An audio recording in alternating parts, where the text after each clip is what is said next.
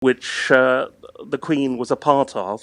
And as you say, Lisa, all the while speaking French extremely well, and really relating to these French presidents and prime ministers, but also ordinary French people. I remember attending a garden party with the Queen in 2016. She was over here for the 70th anniversary of D-Day, and she was chatting to all kinds of French people in the gardens of the British Embassy, and it was remarkable to see how relaxed and easygoing she was with all these people, and how impressed they were by her.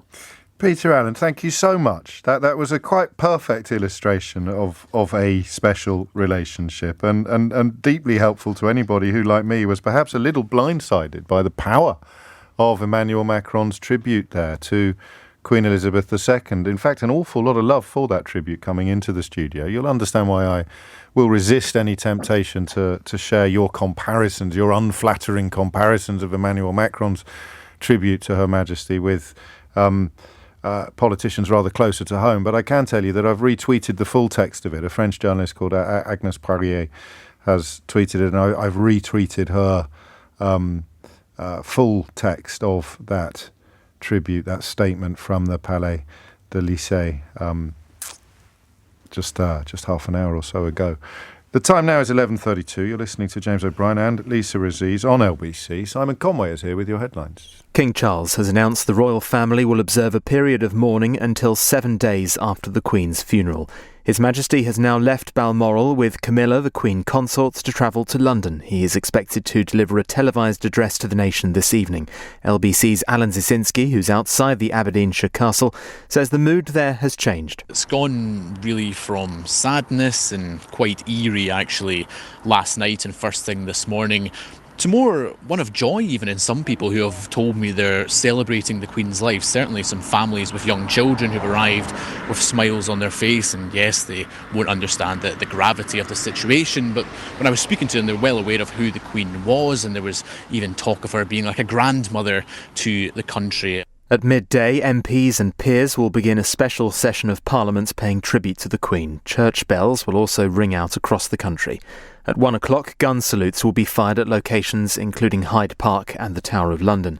Sports have been told by the government there is no obligation to cancel events this weekend following Her Majesty's death, but they have been advised they may wish to postpone anything scheduled for the day of her state funeral, which is yet to be confirmed.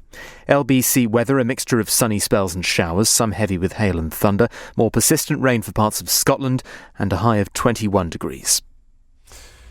Simon Conway there with your headlines. It's 11:34. You're listening to LBC, simultaneously broadcasting today with our sister station LBC News. Lisa Aziz and myself, James O'Brien, keeping you company until 1 o'clock. I did mention at the outset that we may take some calls from you today if you have particularly poignant memories of Her Majesty the Queen to share. You'll understand that proceedings have rather run away with us since, but I'm delighted to tell you that Matthew in Richmond is on the line. Matthew, what made you pick up the phone on this momentous day? Yeah, hi, good morning, James. Well, back in 93, my aunt, who was a fairly established portrait painter, called me one Monday and said, I'm doing a portrait of the Queen. I've got 6 one-hour sittings, and I need some reference shots of close-ups of hands and so on. And I automatically thought she meant Queen the rock band.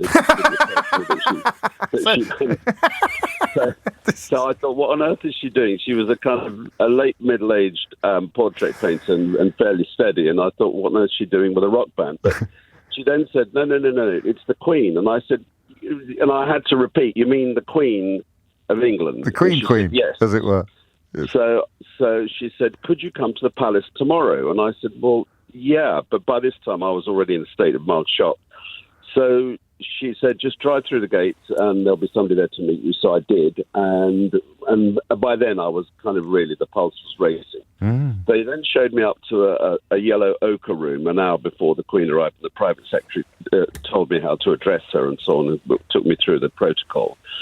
And then I kind of figured, well, she's seen lots of photographers. It's neither here nor there to her. So I was sort of got into a phase of relaxed. And then as she walked through the door in this kind of ball gown evening tiara thing, and there was only my aunt and myself in the room, I mean, it was like somebody threw a bucket of water over me. I just kind of, looked at her, and the extraordinary thing was, as she sat down on the throne, the easel was set up, the canvas was there, but she then proceeded to be so extraordinarily normal that she was asking questions about my Polish background, because I was a refugee, came here after the war, and the fact that I was born in Tel Aviv as a Catholic. So the whole thing was a kind of ordinary, interesting conversation, but which I was having. But at the same time, there was this parallel universe inside me, thinking I'm speaking to a descendant of Henry VIII. It was really weird, and we had literally 1 hour. King Charles and Camilla, the Queen. Oh, forgive me. Sorry, Matthew. Carry on. And there was just the three of us in the room for an hour talking. And at one point, she cracked a joke. And can you remember what it was?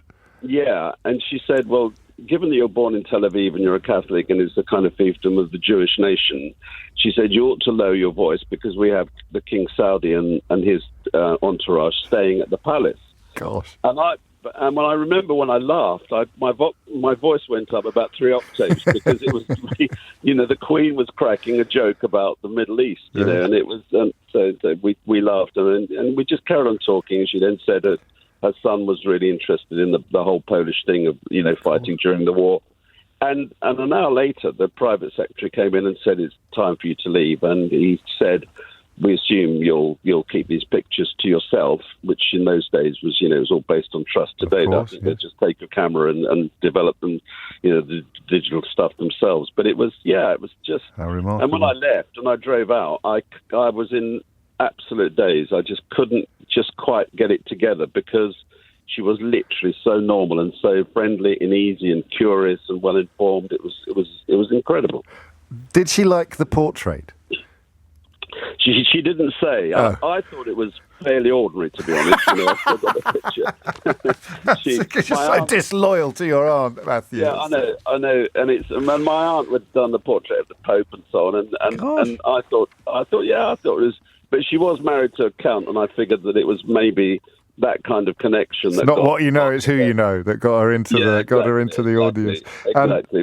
And finally, did you ever meet Freddie Mercury? No, I didn't. No, I went to him and Live Aid and all that sort of stuff. But it was funny how I made the switch. I just couldn't quite figure that she was at Buckingham Palace, so it had to be Freddie Mercury. What a glorious story. And thank you not just for the story, but for waiting so much as well. Great pleasure, no problem. Top man, thank you, Matthew. 11:38 is the time. Oh, and it reminds me of my own little story meeting the Queen James in my own little world. It was 2003, and I was invited to be presented to Her Majesty. I can't begin to tell you what an honour that was, given my own background. It was Commonwealth Day. There was a reception at Marlborough House, which is usually packed with hundreds and hundreds of dignitaries. And then there was little old me, and I was ushered into a side room with Bob Geldof, Archbishop Desmond Tutu at the time, the late now, Moira Stewart, and an Indian musician, wonderful musician called Nitin Sawhney, and then there was me. The Queen was, we were told, going to come and see us for a period of about 10 minutes.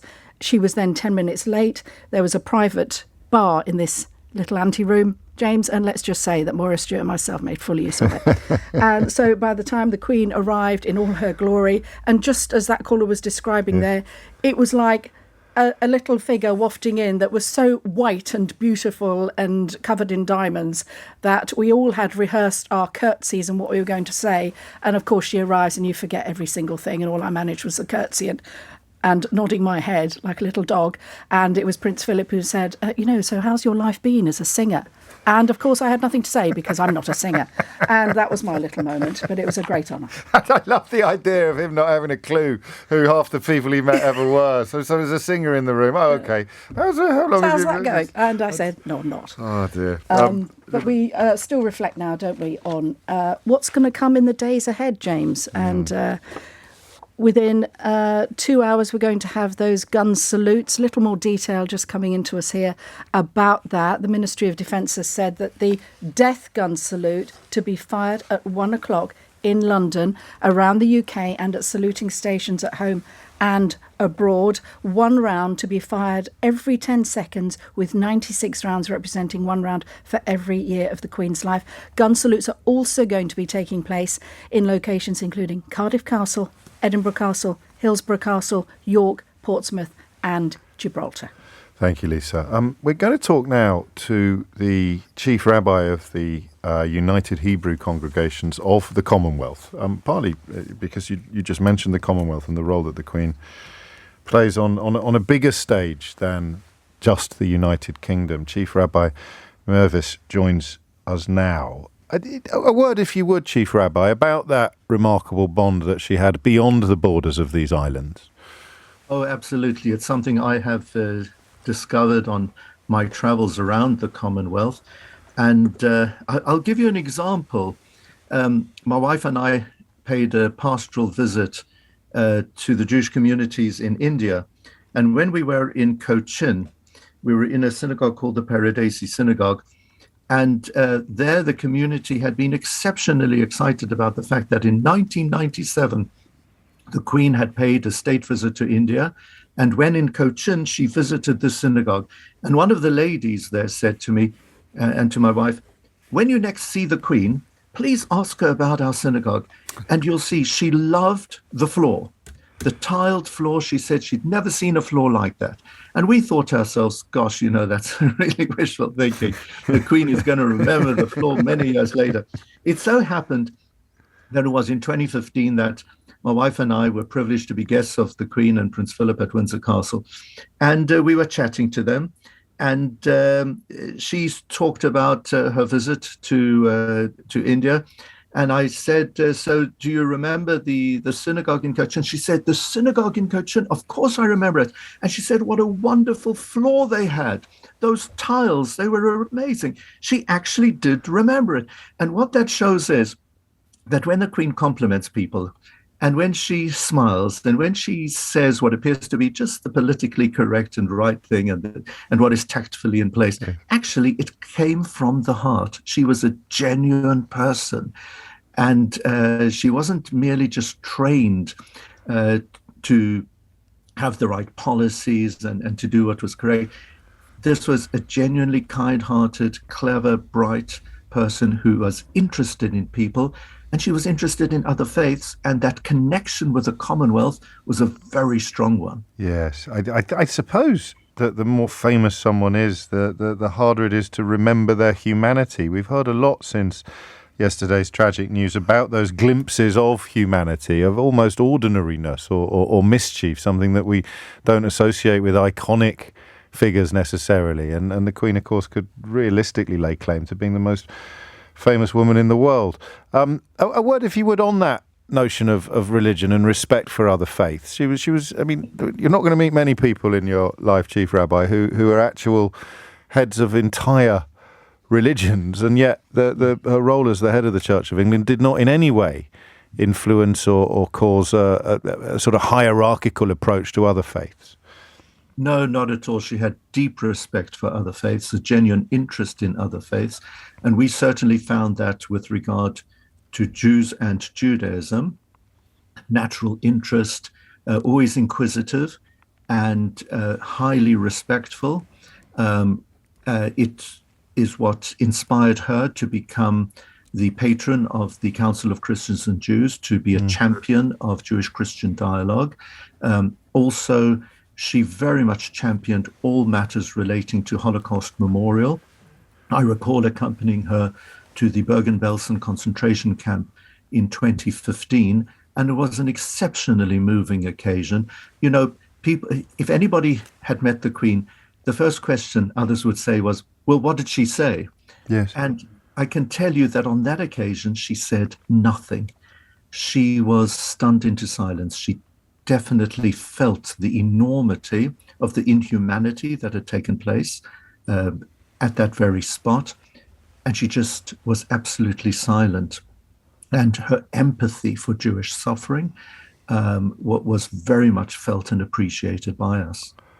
Again, I mean, that's almost the other side of the coin of her humanity, isn't it? We talked about the light-hearted side, but a reminder there that behind that iconic image that we've spent our entire lives seeing on stamps and coins and newspaper front pages, that naked humanity in response to that inhumanity that she was remembering that day. Yes, absolutely. And we have seen through King Charles the extent to which he has actually taken that one step further, and being with Holocaust survivors, identifying with them, and memorializing what had taken place has become a key element, one of the key features of what he is interested in. So it's something which he's certainly learnt from his mother, and we can expect to see furthered in the years to come. Chief Rabbi Mervis, thank you so much for your time this morning. Chief Rabbi of the United Hebrew Congregations of the Commonwealth. You're listening to Lisa Aziz and James O'Brien on LBC, simultaneously broadcasting with LBC News. Simon Conway is here now with your headlines. King Charles and Camilla, the Queen Consort, have now left Balmoral to return to London after the death of Queen Elizabeth II. His Majesty will deliver an address to the nation later today. A period of royal mourning will be observed from now until 7 days after the Queen's funeral. MPs are about to meet in the Commons, where they will pay tribute to Her Majesty. At 1 o'clock, gun salutes will be fired at locations including Hyde Park and the Tower of London. The Premier League has announced that this weekend's matches will be postponed as a mark of respect. LBC weather, a mixture of sunny spells and showers, some heavy with hail and thunder, a high of 21 degrees. Thank you, Simon. 11:47 is the time. We will be crossing live to the House of Commons at 12 noon today, or possibly shortly before. Just one reflection coupled with some breaking news for you before that happens. You've heard today a couple of mentions of the time that Her Majesty travelled to Ireland and met with Martin McGuinness, of course, who was a former leader within the Provisional Irish Republican Army, the IRA responsible for the killing of Earl Mountbatten, a mentor to the now King Charles and a nephew of Prince Philip. So it was, for very obvious reasons, a momentous meeting. And I'm reminded of what she said, because we've talked a lot about the window into her simple humanity as opposed to her iconic status. And as she shook hands with Martin McGuinness that day, he said, "How are you?" And she said, "Well, I'm still alive," which I think is a moment of spine-tingling clarity and acuity. Lisa Aziz is with me throughout the show today. Just bringing our listeners up to date a little more, James, on what we're expecting in the next couple of hours. Gun salutes set to be fired, of course, around the UK and overseas to mark the death of the Queen. We've heard from the MOD that the death gun salute set to be fired at 1 today around the UK and at saluting stations at home and abroad. Each round is going to last 10 seconds, 96 rounds in total, of course, representing one round for every year of the Queen's life. They're going to be taking place in locations like Cardiff Castle, Edinburgh Castle, Hillsborough Castle, York, Portsmouth and Gibraltar by the King's London Royal Horse Artillery. They will be giving their gun salute in Hyde Park first up.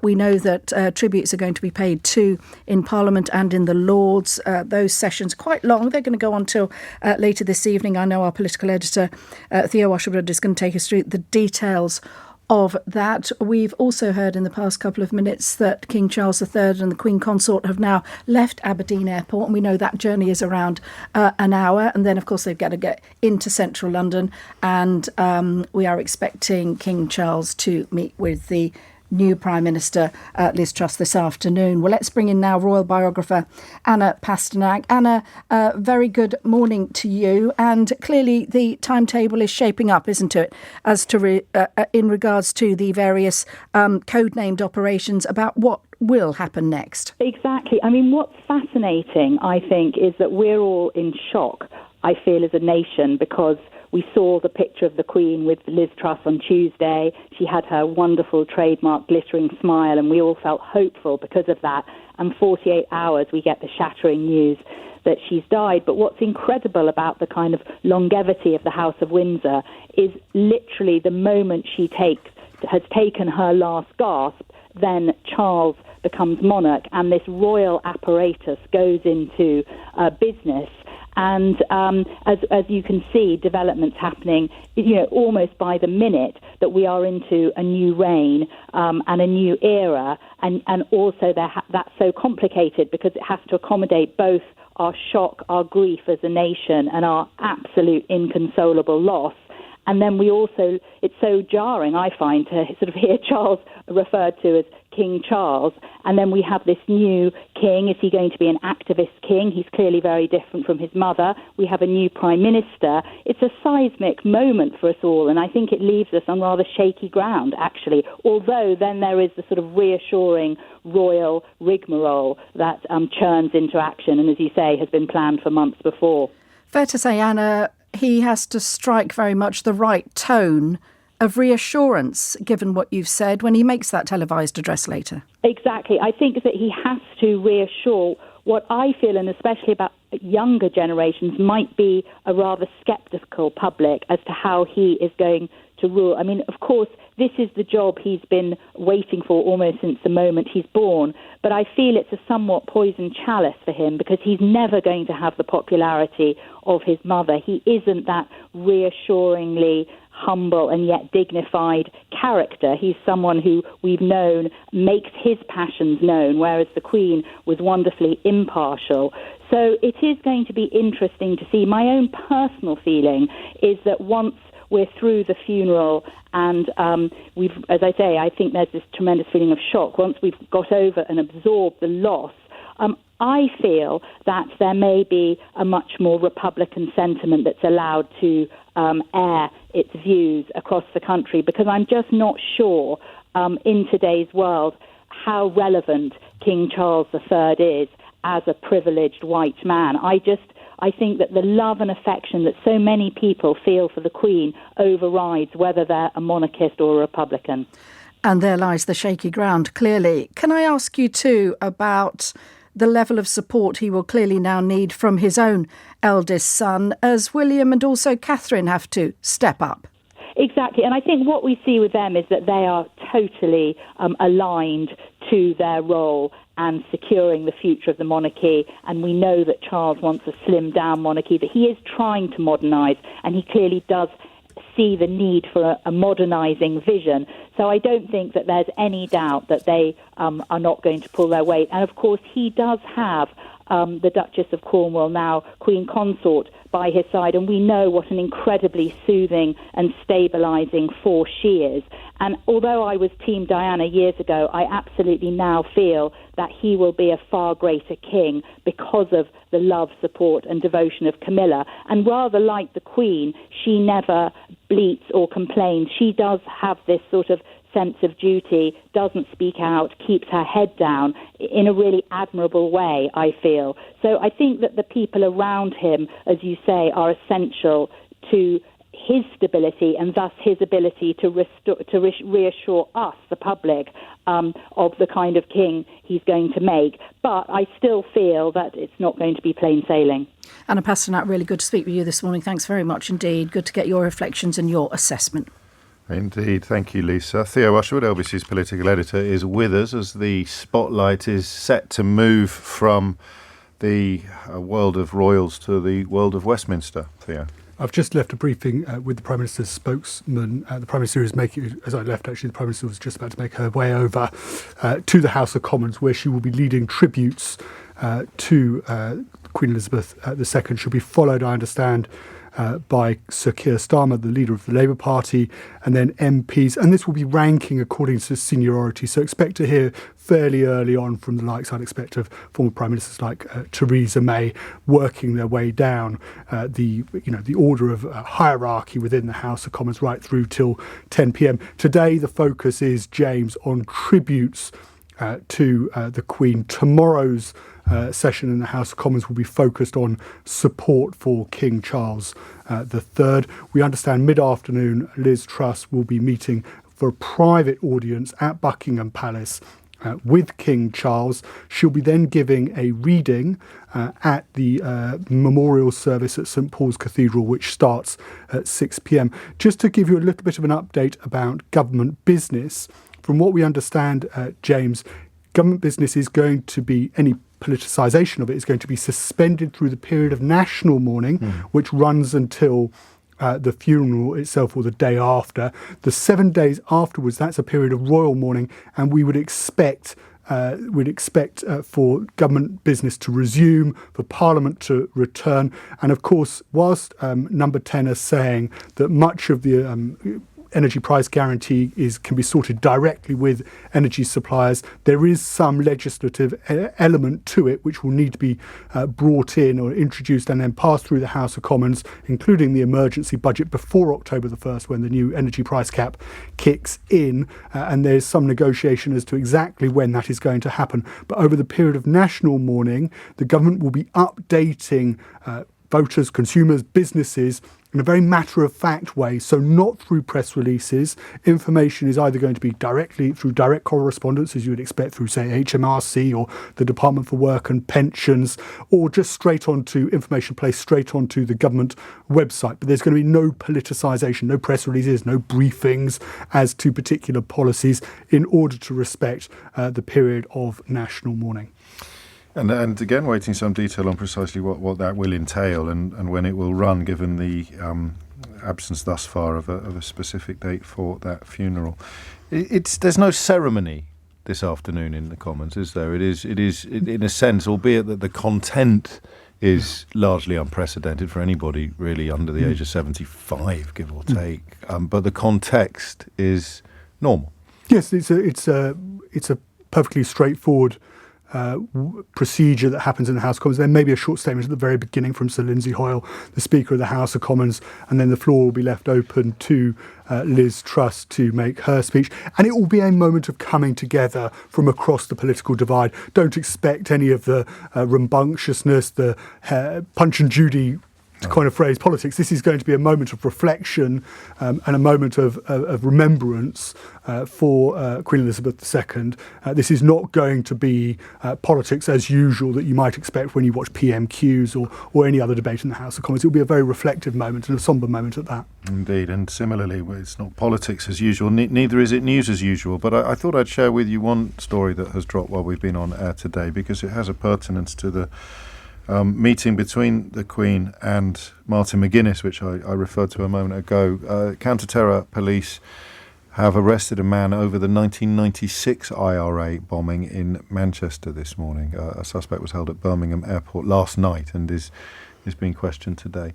It's coming up to 11:59. You're listening to Lisa Aziz, Theo Usherwood and me, James O'Brien, on LBC as we continue to commemorate the passing yesterday of Her Majesty Queen Elizabeth II and the arrival in the public consciousness of King Charles III. The title, Lisa, still haven't quite got our mouths around it, have we? We were saying to Anna Pasternak, it's still hard, isn't it, indeed, to get our heads around the transfer of power. And we've seen it's the second transfer of power in just a matter of days, isn't it, as Theo's been taking us through with a new Prime Minister as well.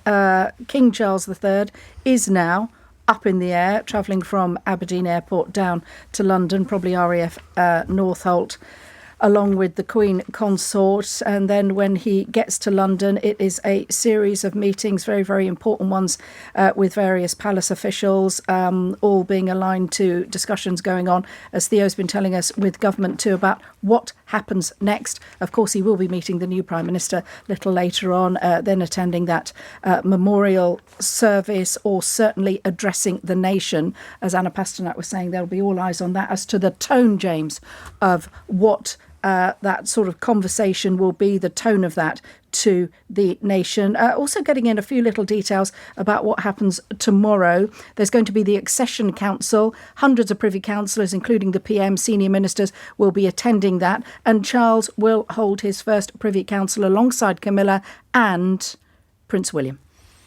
Just, James, you were mentioning, of course, the Queen's meeting with Martin McGuinness and the quip that she made. I just bring your attention to a post by Michelle O'Neill, the First Minister designate, and of course leader of Sinn Féin in the Northern Ireland Assembly, when she said, and this I think speaks to the way the Queen managed to transcend any political division, and it was a statement of note, I think it says. She said, with deep regret that I learned of the passing of Queen Elizabeth II, the British people will miss the leadership she gave us as monarch. I would like to offer my sincere sympathies and condolences to her children and wider family as they come to terms with their grief. And she goes on to say, just briefly, I wish to especially acknowledge the profound sorrow of our neighbours from within the Unionist community who will feel her loss deeply. And I just think that speaks to the way that whatever, and we've known all about political division in recent years, the way the Queen just managed to put the differences, our differences, whichever community you're in, aside, and managed to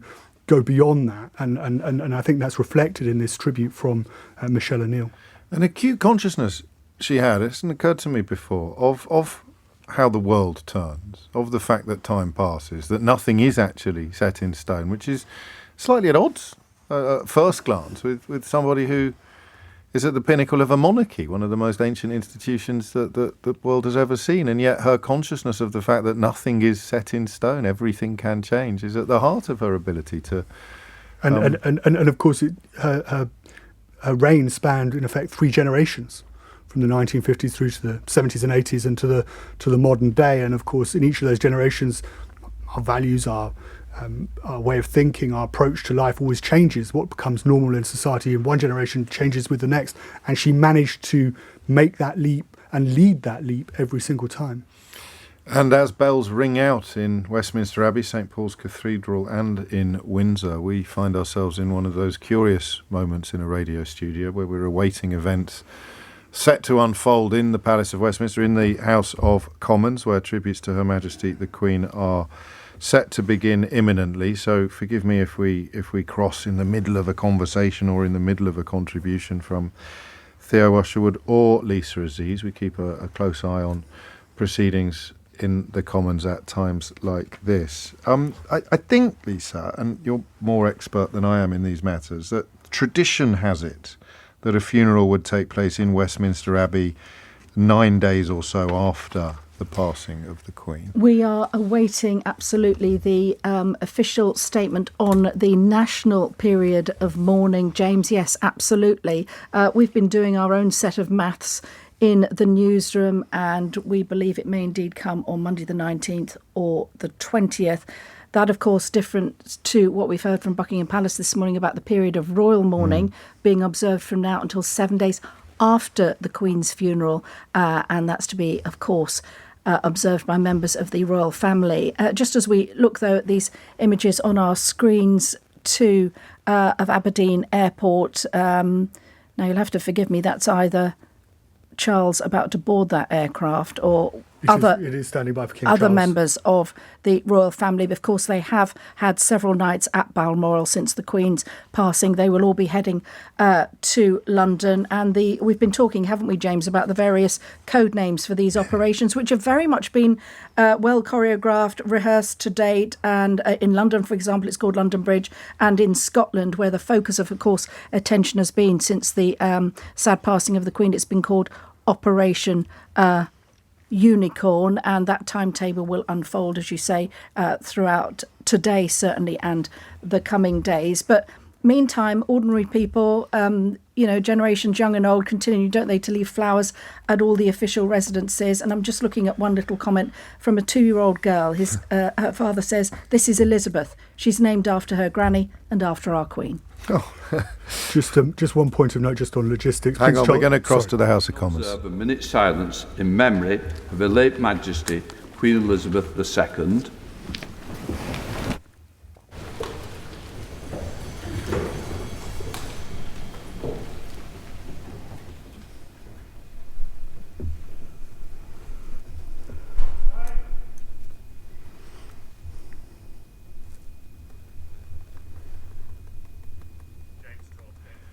Four minutes after 12 is the time. A minute's silence being observed in the House of Commons, which we are not able to join in with for technological reasons. If there is silence on this radio station unexpectedly, which is the case at this time, then somewhat unhelpfully at this moment, a so-called emergency tape would kick in, and you would be regaled by the recorded comments of one of my colleagues. So we'll just hold back from crossing to the House of Commons for a few moments more before we join that broadcast for the commemoration of Her Majesty the Queen. I can tell you that the benches are as full, Theo Usherwood, as I have ever seen them. you will never see a more sombre House of Commons, heads bowed, MPs from all parties. I'm looking at Tim Farron there from the Liberal Democrats on the right-hand side of the screen, Tory MPs in silence, and now they're taking their seats for the start. Before I call the Prime Minister,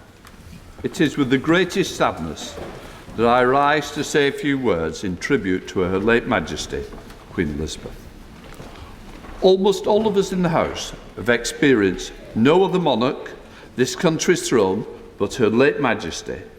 There are indeed only a score or so members in this House who have already been born, let alone who can recall a time when she wasn't the Queen. She is wedded in our minds with the crown and all it stands for.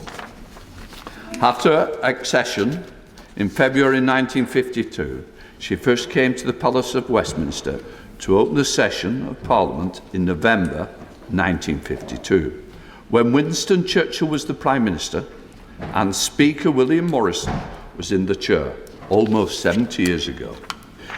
57 complete sessions of Parliament have passed since then, and as she was here to open all but 3 of them, as parliamentarians, we have celebrated with her for silver, golden, diamond jubilees, and of course marked her platinum jubilee this year, in which the lamp standards have been unveiled in New Palace Yard.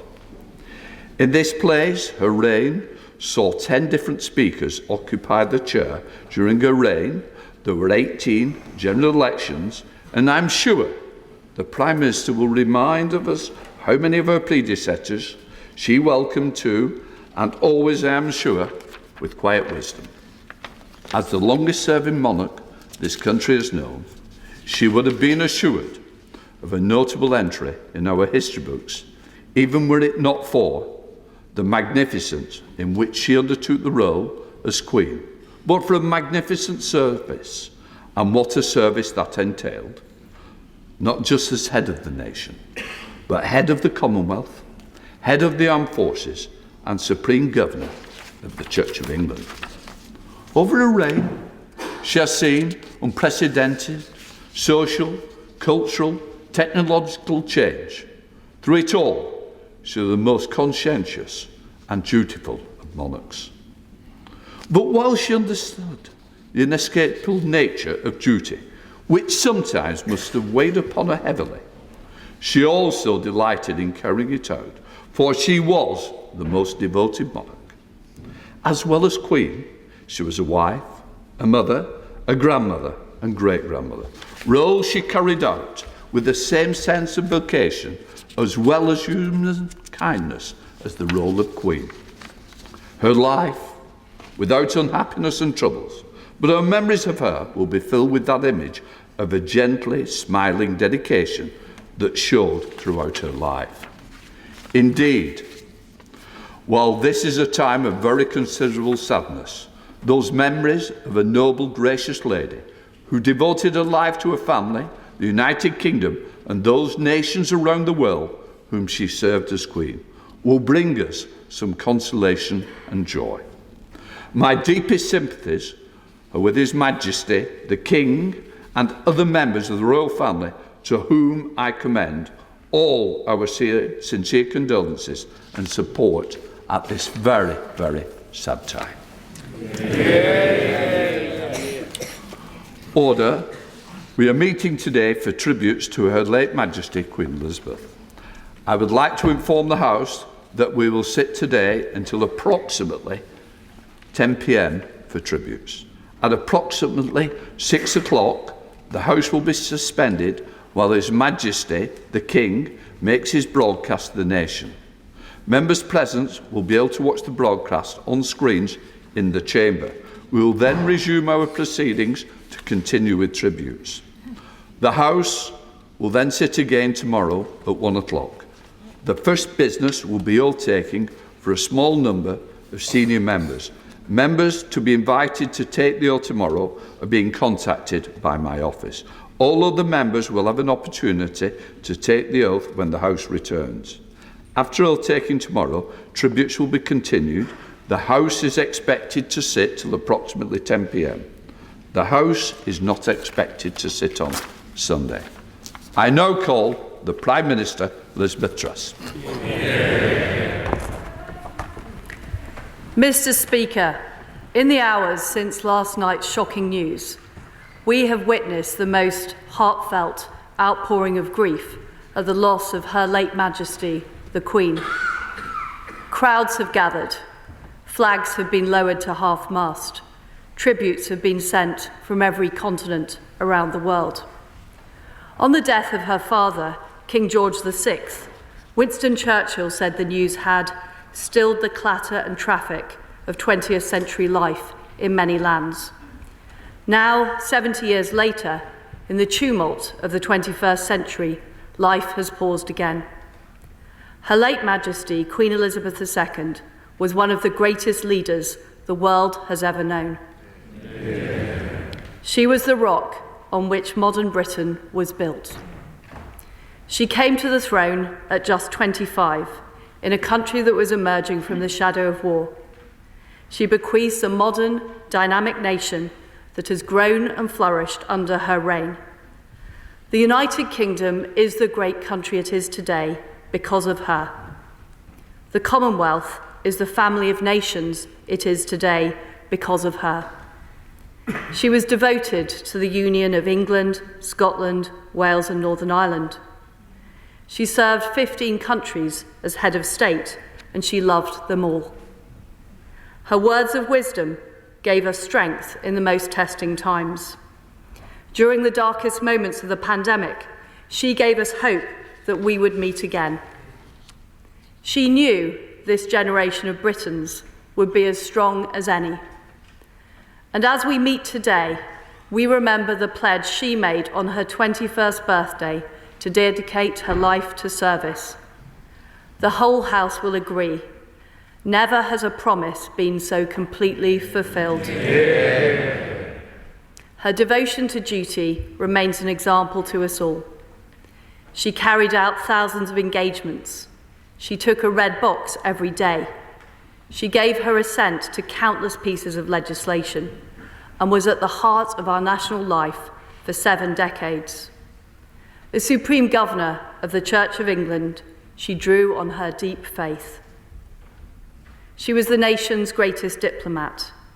Her visits to post-apartheid South Africa and to the Republic of Ireland showed a unique ability to transcend difference and heal division. In total, she visited well over 100 countries. She met more people than any other monarch in our history. She gave counsel to prime ministers and ministers across government.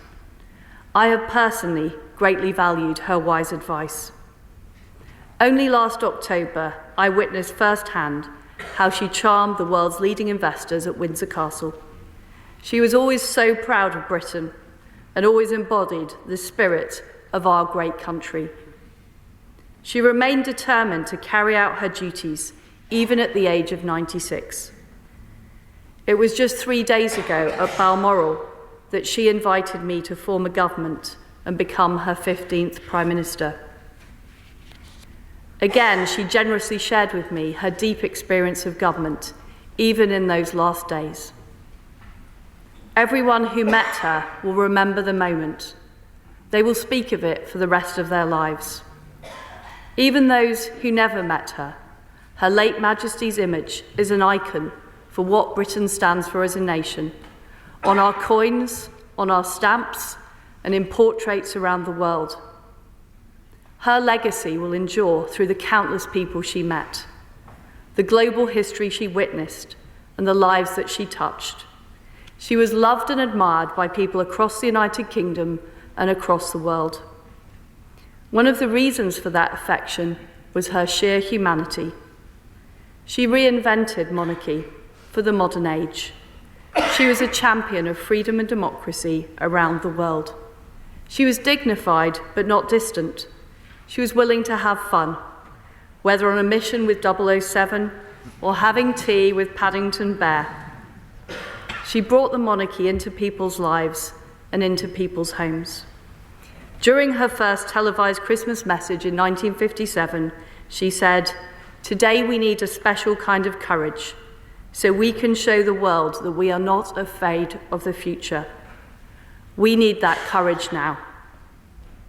In an instant yesterday, our lives changed forever. Today, we show the world that we do not fear what lies ahead. We send our deepest sympathy to all members of the royal family. We pay tribute to our late Queen, and we offer loyal service to our new King. Amen. His Majesty, King Charles III, bears an awesome responsibility that he now carries for all of us. I was grateful to speak to His Majesty last night and offer my condolences. Even as he mourns, his sense of duty and service is clear. He has already made a profound contribution through his work on conservation, education, and his tireless diplomacy. We owe him our loyalty and devotion. The British people, the Commonwealth, and all of us in this House will support him as he takes our country forward to a new era of hope and progress, our new Carolean age. The crown endures, our nation endures, and in that spirit, I say, God save the King. I now call the Leader of the Opposition, Keir Starmer. Thank you, Mr. Speaker. Today, our country, our people, this House, are united in mourning. Queen Elizabeth II was this great country's greatest monarch. And for the vast majority of us, it feels impossible to imagine a Britain without her. All our thoughts are with her beloved family, our royal family, at this moment of profound grief. This is a deep and private loss for them, yet it's one we all share, because Queen Elizabeth created a special personal relationship with us all. That relationship was built on the attributes that defined her reign: her total commitment to service and duty, her deep devotion to the country, the Commonwealth, and the people she loved. In return for that, we loved her. And it is because of that great shared love that we grieve today. For the 70 glorious years of her reign, our Queen was at the heart of this nation's life. She did not simply reign over us. She lived alongside us. She shared in our hopes and our fears, our joy and our pain, our good times and our bad. Our Queen played a crucial role as the thread between the history we cherish and the present we own. A reminder that our generational battle against the evil of fascism or the emergence of a new Britain out of the rubble of the Second World War do not only belong to the past, but are the inheritance of each and every one of us. A reminder that the creativity, the hard work, the enterprise that has always defined this nation is as abundant now as it ever was. A reminder that the prospect of a better future still burns brightly. Never was this link more important, that when our country was plunged into lockdown at the start of the pandemic, her simple message that we would see family again, that we would see friends again, that we would be together again, gave people strength and courage when they needed it most. But it wasn't simply the message that allowed a shaken nation to draw upon those reserves. It was the fact that she was the messenger. COVID closed the front doors of every home in the country. It made our lives smaller and more remote. But she was able to reach beyond that, to reassure us and steel us. At the time we were most alone, at a time we'd been driven apart, she held the nation close. in a way no one else could have done. For that, we say thank you. On the occasion of the Queen's Silver Jubilee in 1977, Philip Larkin wrote of her reign, "In times when nothing stood, but worsened or grew strange, there was one constant good: she did not change." It feels like we are once again in a moment in our history where, as Larkin put it, things are growing strange, where everything is spinning. A nation requires a still point. When times are difficult, it requires comfort. And when direction is hard to find, it requires leadership. The loss of our Queen robs this country of its stillest point, its greatest comfort, at precisely the time we need those things most. But our Queen's commitment to us, her life of public service, was underpinned by one crucial understanding: that the country she came to symbolise is bigger than any one individual or any one institution. It is the sum total of all our history and all our endeavours, and it will endure. The late Queen would have wanted us to redouble our efforts, to turn our collar up and face the storm, to carry on. Most of all, she would want us to remember that it is in these moments that we must pull together. This House is a place where ideas and ideals are debated. Of course, that leads to passionate disagreement. Of course, temperatures can run high.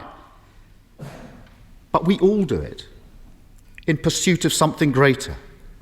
We do it because we believe we can make this great country and its people greater still. At this moment of uncertainty, where our country feels caught between a past it cannot relive and a future yet to be revealed, we must always remember one of the great lessons of our Queen's reign: that we are always better when we rise above the petty, the trivial, the day-to-day, to focus on the things that really matter, the things that unite us, rather than those which divide us.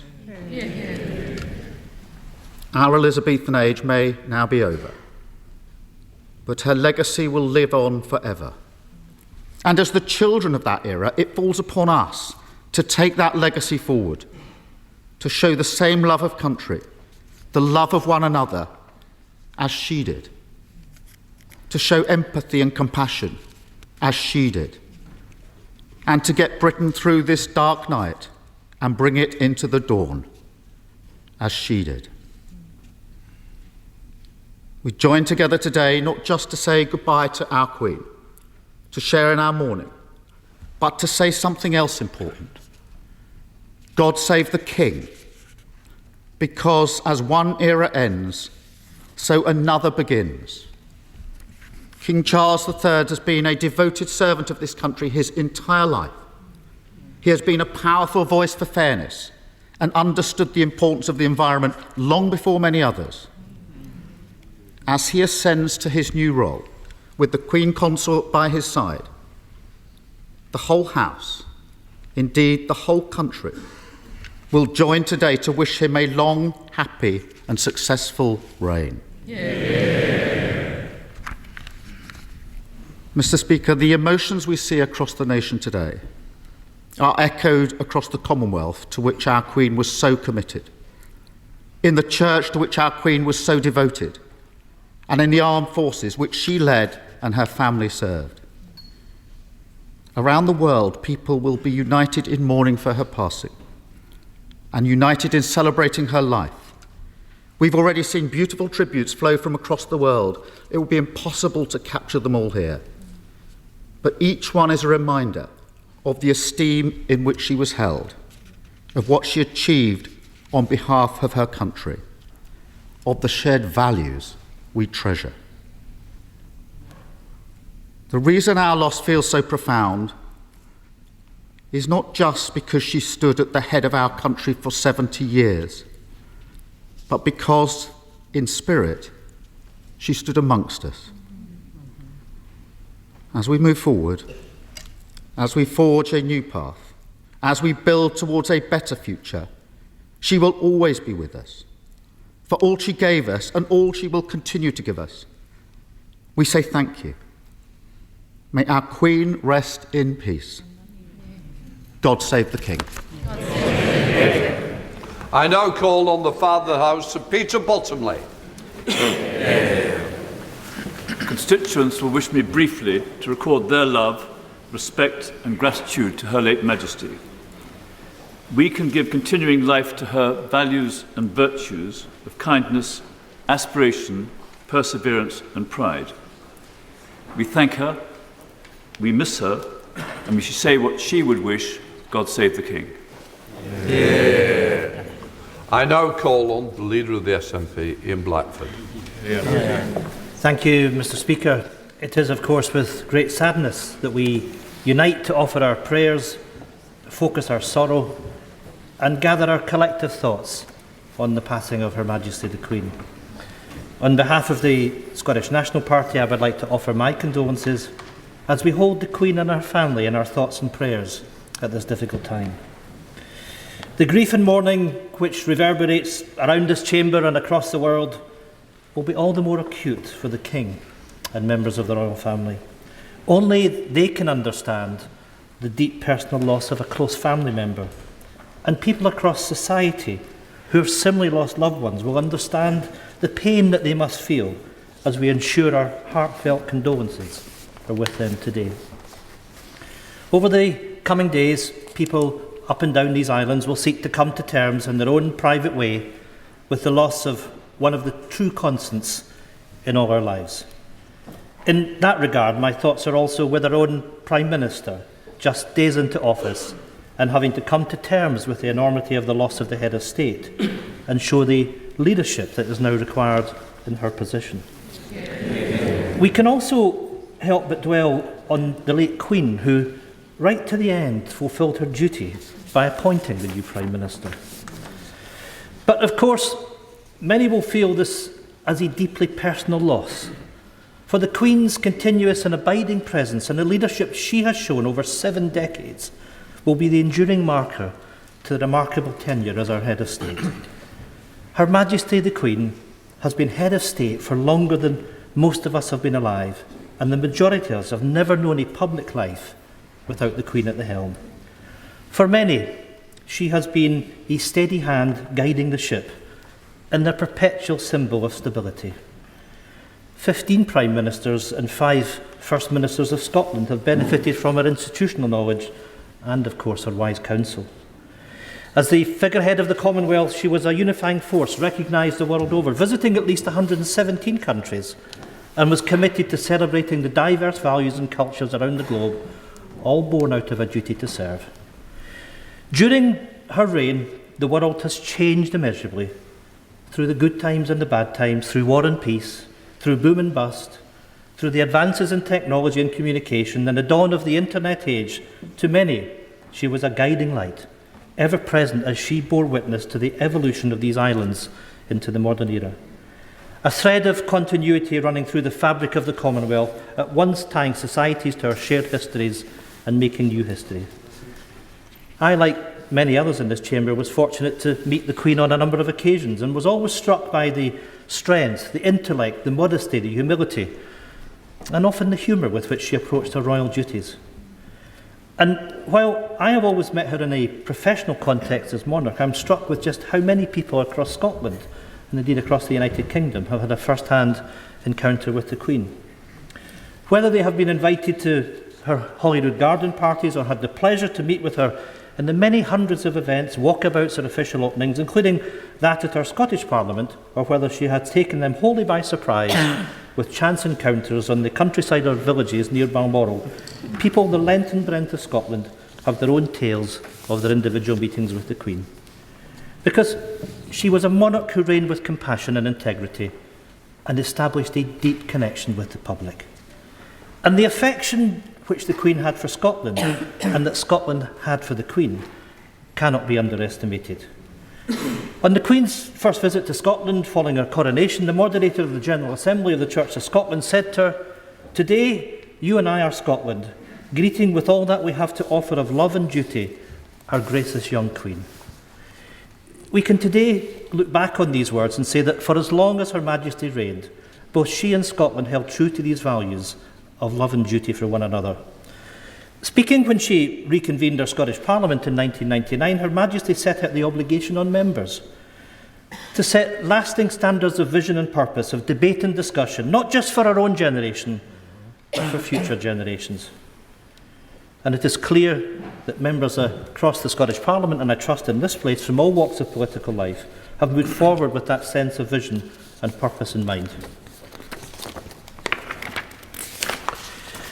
There is a deeply held sense of responsibility across political parties to govern for the betterment of future generations. In our case, to uphold the values of the Scottish Parliament, which are inscribed in the ceremonial mace: wisdom, justice, compassion and integrity. The values that set the aspirations for a modern Scotland, the values that so often embodied by Her Majesty herself. And in what was sadly her final ever address to the Scottish Parliament, her love of Scotland and its people was clear when she said, "It is the people that make a place, and there are few places where this is truer than it is in Scotland." The relationship between Scotland and the Queen was one of shared admiration. Indeed, whilst she was everyone's Queen, for many in Scotland, she was Elizabeth, Queen of Scots. Her Majesty's roots in Scotland run deep. She was descended from the Royal House of Stuart on both sides, and her family, of course, her mother, was from Glamis and Angus. It is clear that these family ties gave way to a great and enduring affection, and Scotland was a place that was truly held dear to her, not only in an official capacity, but in a private capacity as well. It is well known that Balmoral, with its beautiful and atmospheric scenery, was the Queen's favourite home. Balmoral was a place where she was able to enjoy freedom, peace and the ability to indulge her love of the great outdoors, whether that was walking with her dogs, riding with horses, hosting picnics and barbecues, or from behind the wheel of her Land Rover. It is clear that Balmoral has been a place of peace and sanctuary for her throughout her whole life, and perhaps particularly so following the death of her husband, life companion and love, His Royal Highness Prince Philip, Duke of Edinburgh. It is therefore perhaps fitting that she has met her final peace at Balmoral, a place where she found such enjoyment and comfort. And as someone of demonstrably strong faith, she will now have enduring peace with herself and, of course, to be reunited with Prince Philip. Her Majesty was a life of grace and wisdom, defined by its service to the public and by the lives that she touched. Her legacy and her enduring presence will live on. God bless the Queen. May she rest in peace. God bless the King. Boris Johnson. Thank you, Mr. Speaker. I hope the House will not mind if I begin with a personal confession. A few months ago, the BBC came to see me to talk about Her Majesty the Queen, and we sat down and the cameras started rolling, and they requested that I should talk about her in the past tense. And I'm afraid I simply choked up and I couldn't go on. I'm really not easily moved to tears, but I was so overcome with sadness that I had to ask them to go away. And I know that today there are countless people in this country and around the world who have experienced the same sudden access of unexpected emotion. And I think millions of us are trying to understand why we are feeling this deep and personal and almost familial sense of loss. Perhaps it's partly that she's always been there, a changeless human reference point in British life, the person who, all the surveys say, appears most often in our dreams, so unvarying in her pole star radiance that we have perhaps been lulled into thinking that she might be in some way eternal. But I think our shock is keener today because we are coming to understand in her death the full magnitude of what she did for us all. And think of what we asked that 25-year-old woman all those years ago. To be the person so globally trusted that her image should be on every unit of our currency, every postage stamp, the person in whose name all justice is dispensed in this country, every law passed, to whom every minister of the Crown swears allegiance, and for whom every member of our armed services is pledged, if necessary, to lay down their lives. Think what we asked of her in that moment.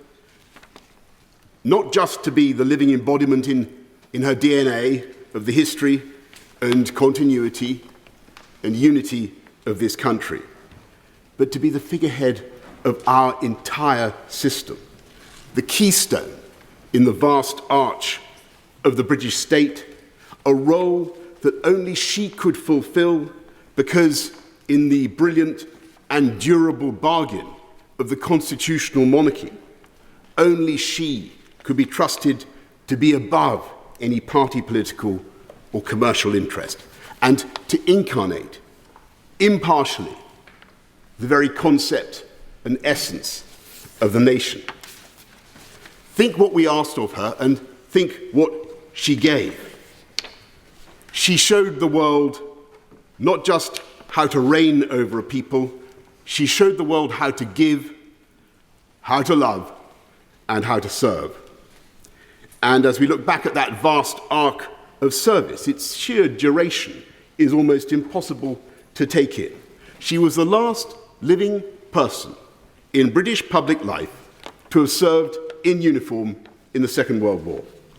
She was the first female member of the royal family in 1,000 years to serve full-time in the armed forces, and that impulse to do her duty carried her right through into her 10th decade to the very moment in Balmoral, as my right honourable friend has said, only 3 days ago, when she saw off her 14th Prime Minister and welcomed her 15th.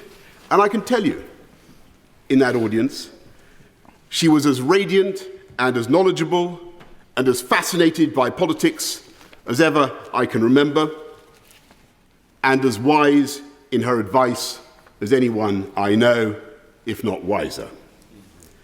And over that extraordinary span of public service, with her naturally retentive and inquiring mind, I think, and doubtless many of the 15 would agree, that she became the greatest statesman and diplomat of all. And she knew instinctively how to cheer up the nation, how to lead a celebration. I remember her innocent joy more than 10 years ago after the opening ceremony of the London Olympics, when I told her that the leader of a friendly Middle Eastern country seemed actually to believe that she had jumped out of a helicopter in a pink dress and parachuted into the stadium.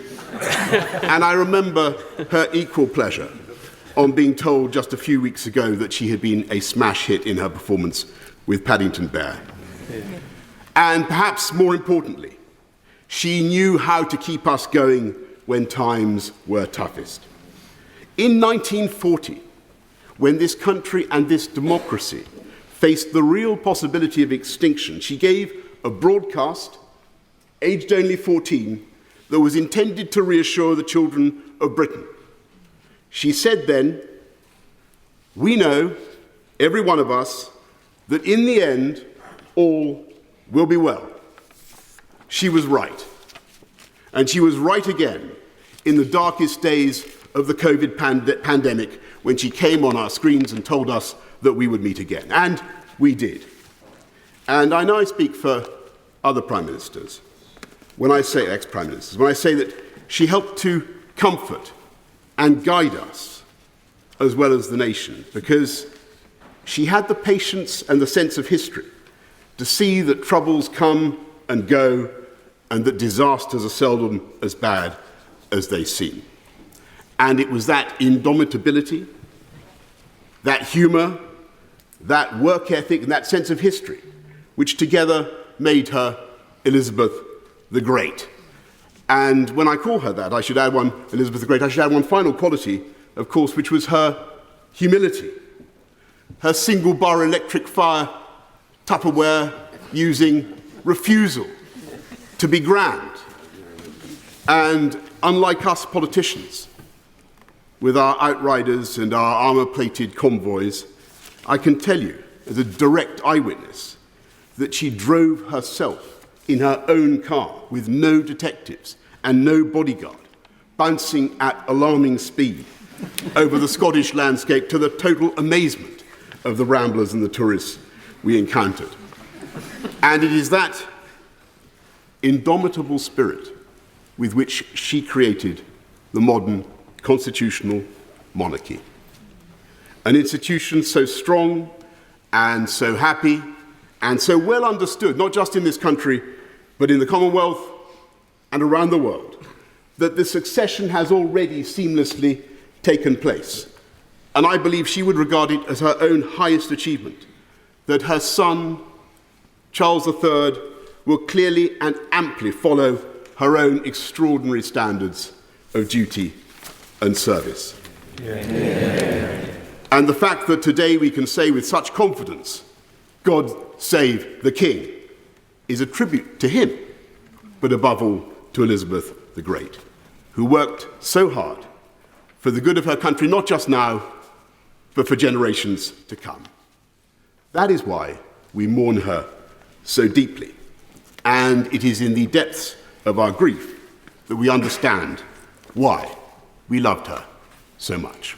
We now come to Mother of the House, Harriet Harman. Thank you, Mr. Speaker, and what an excellent speech from the Right Honourable Member for Uxbridge, which I'm sure will have resonated in every member of this House and indeed everyone in this country. It was a brilliant speech.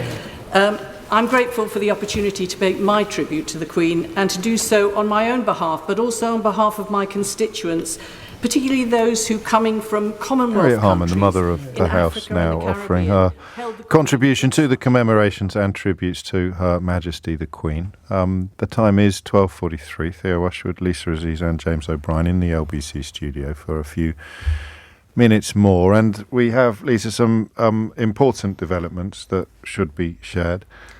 We certainly do. More on the detailed arrangements to come. James, as we know, that King Charles III and Queen Consort now in the air. They have departed Aberdeen Airport. They are returning to London. On arrival, King Charles will be meeting the Duke of Norfolk, who's actually in charge of the accession arrangements, and the Queen's funeral to come. Of course, full timetable on that to come, and indeed whether there'll be a national bank holiday as well. But we are now hearing that the Accession Council will meet at 10 tomorrow. The King will be proclaimed there. It's happening at the State Apartments of St James's Palace, just down the road from us here at LBC. The council will be attended by Privy Councillors. It's divided into two parts. Part one, the Privy Council, that's without the King being present, will proclaim the sovereign and formally approve various consequential orders there are known as, including the arrangements for the proclamation. Part two, that's the holding by the King of His Majesty's first Privy Council, and the King will make his declaration and read and sign an oath to uphold the security of the Church in Scotland and approve orders in council which facilitate the continuity of government. Quite detailed that, but it does indeed take us into the events of tomorrow. Tomorrow afternoon, King Charles also set to meet once again the new Prime Minister and the Cabinet. Lisa, thank you very much indeed. The time, and indeed, thank you for your company this morning and indeed this afternoon. It's the first time that I've had the pleasure of sharing a studio with you. I hope it's not the last. You're listening to James O'Brien and Lisa Aziz and Theo Washwood on LBC. Time now for the very latest news headlines with Amelia Cox. Parliament has gathered to pay their respects to Her Majesty the Queen. The Prime Minister, Liz Truss, has led tributes in the Commons during a special session this lunchtime. Bells began ringing out across the country at midday and will chime every minute for 96 minutes to mark each year of Her Majesty's life. King Charles has now boarded a plane from Aberdeen to London, where he will address the nation this evening. His Majesty has announced the royal family will observe a period of mourning until 7 days after the Queen's funeral. Gun salutes will be fired at 1 o'clock at locations including Hyde Park and the Tower of London. The weather, a mixture of sunny spells and showers, some heavy with hail and thunder, a high of 21 degrees. Thank you very much, Amelia Cox. 12:45 is the time. You're listening to LBC, where we continue, of course, to mark the passing of Her Majesty the Queen and continue, I hope you'll agree, to work out and expand slightly upon what happens in such unprecedented times. I can't remember, well, obviously I can't remember anything on this scale, even having been on air when it was announced that the Duke of Edinburgh had passed. But a lot of it is uncharted territory, including that sort of succession of tributes which will continue now until 10 o'clock at night. Our political editor, Theo Ushwood, is with me. Liz Truss, the Prime Minister, hailed a new Carolean age. Of course, that refers back to the period between 1660 and 1685, when King Charles II was on the throne, immediately after the interregnum, when there was no monarch. And of course, it was seen as a period when the arts particularly flourished in this country. A quietly political speech from Sir Keir Starmer, the leader of the Labour Party. He quoted Philip Larkin, and I just read you back that poem. He said, "In times when nothing stood but worsened or grew strange, there was one good, constant good.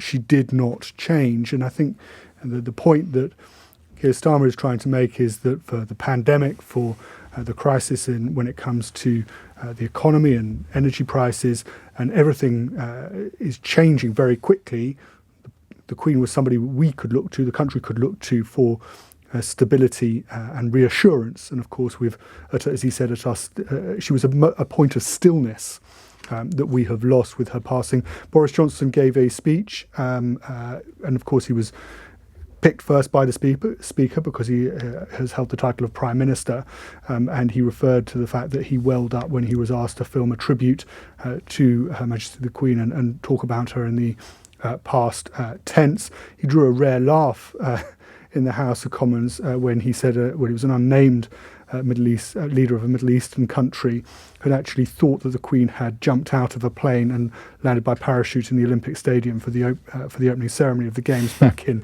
2012. And we're going to be hearing, you heard there, the start of Harriet Harman. She's the mother of the House's most senior or longest serving woman MP in the Commons. And we've heard also from Peter Bottomley, Sir Peter Bottomley, Do who we gave a very just small catch up with what Theresa May is saying, Theo, as well, another former Prime Minister? A beloved monarch, we must always remember that she was a mother, a grandmother and a great-grandmother, and my thoughts and prayers are with King Charles III and the whole of the royal family. Yeah. And I also remember the close members of her royal household. Queen Elizabeth II was quite simply the most remarkable person I have ever met. I am sometimes asked, among all the world leaders I met, who was the most impressive? And I have no hesitation in saying that from all the heads of state and government, the most impressive person I met was Her late Majesty, Queen Elizabeth II. She gave a lifetime of service as she promised to do when she was 21. Her selfless devotion to duty was an inspiration and example to us all. She was respected and loved, not just here in the United Kingdom and in her other realms and the Commonwealth, but across the world. And that love, respect and admiration was born not out of her position, but because of the person she was. A woman of dignity and grace, of compassion and warmth, of mischief and joy, of wisdom and experience, and of a deep understanding of her people. Like so many until last evening, I had never known another monarch. She was a constant throughout our lives, always there for us, uniting us at times of difficulty, and as others have said, most recently during COVID, when she gave us hope that we would once more come together. Her passing marks a generational change, not just because of the length of her service, but because of what she lived through. When we marked the 75th anniversary of the D-Day landings in 2019, she was with the world leaders not just as Queen, but as someone who had worn uniform during the Second World War, an experience which, quite apart from anything else, had taught her how to strip an engine. The Queen was always interested in people. When she walked into a room, the faces of those present were lit up, and her magnificent smile would calm nerves and put people at their ease. As I said on her Platinum Jubilee, I saw that at Chogham in 2018, when there was a reception at Windsor before a lunch, and the leaders were gathered and talking amongst themselves, and I knew Her Majesty was going to join the reception, but they didn't. The minute she walked into the room, the sense of love and respect was palpable, and they all turned and they all wanted to speak to her. They loved her, and she loved the Commonwealth, and the Commonwealth today is a significant part of her legacy. But I also saw that on other occasions, including on what was one of her last, if not the last, appearance she made in public, when she came to open Thames Hospice in my Maidenhead constituency in July. The moment she walked through the door, the atmosphere in the room changed. You felt the love and respect of the people there for her.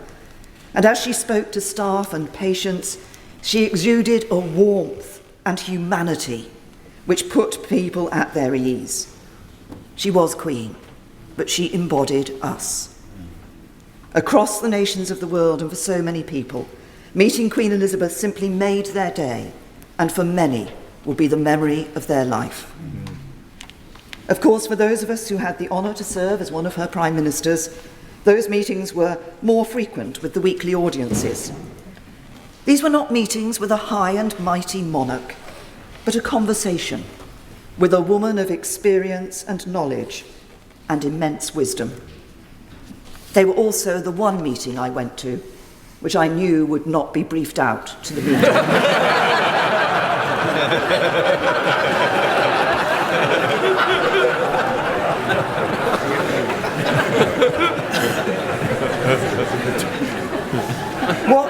What made those audiences so special was the understanding the Queen had of issues which came from the work she put into her red boxes, combined with her years of experience.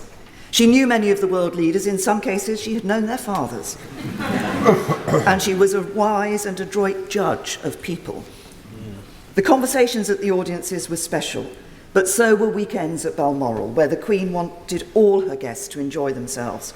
And she was a thoughtful hostess. She would take an interest in what books were put in your room, and she didn't always expect to be the centre of attention.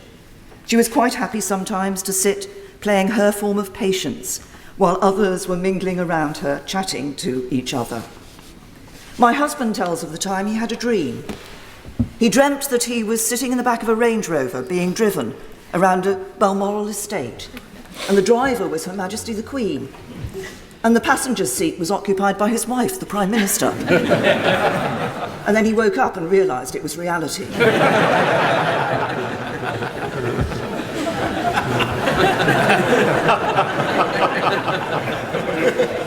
Her Majesty loved the countryside, and she was down to earth and a woman of common sense. I remember one picnic at Balmoral which was taking place in one of the bothes on the estate. The hampers came from the castle and we all mucked in to put the food and drink out on the table. I picked up some cheese, put it on a plate and was transferring it to the table. The cheese fell on the floor. I had a split-second decision to make.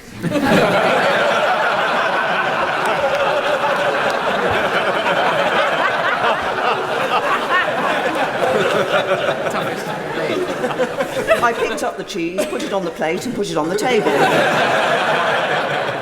And I turned round to see that my every move had been watched very carefully by Her Majesty the Queen.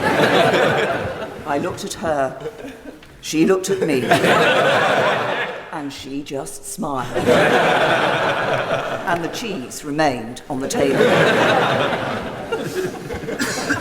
This is indeed a sad day, but it is also a day of celebration of a life well spent in the service of others. There have been many words of tribute and superlatives used to describe Her late Majesty Queen Elizabeth II, but these are not hype. They are entirely justified. She was our longest-serving monarch. She was respected around the world. She united our nation in times of trouble. She joined in our celebrations and with just joy withdrawing and a now from the House of Commons for a period after a surprisingly jolly speech, an appropriately jolly speech from Theresa May. Sheila Fogarty is here in preparation for the next 3 hours here on LBC. And who'd have thought that Theresa May would turn out to be the provider of light relief? Quite the wag. Quite the wag. Some good stories. And I think she probably, in the story about the cheese there, she probably nails just how tense it probably is when you're first up close and personal in that way with the Queen on her territory, on her turf. You wouldn't whatever you think, you wouldn't want to put a foot wrong, really, would you? So indeed. You'd be very careful. You'd be very careful. You'd be very careful. You'd be very careful. You'd be very careful. You'd be very careful. You'd be very careful. You'd be very careful. You'd be very careful. You'd be very careful. You'd be very careful. You'd be very careful. You'd be very careful. You'd be very careful. You'd be very careful. You'd be very careful. You'd be very careful. You'd be very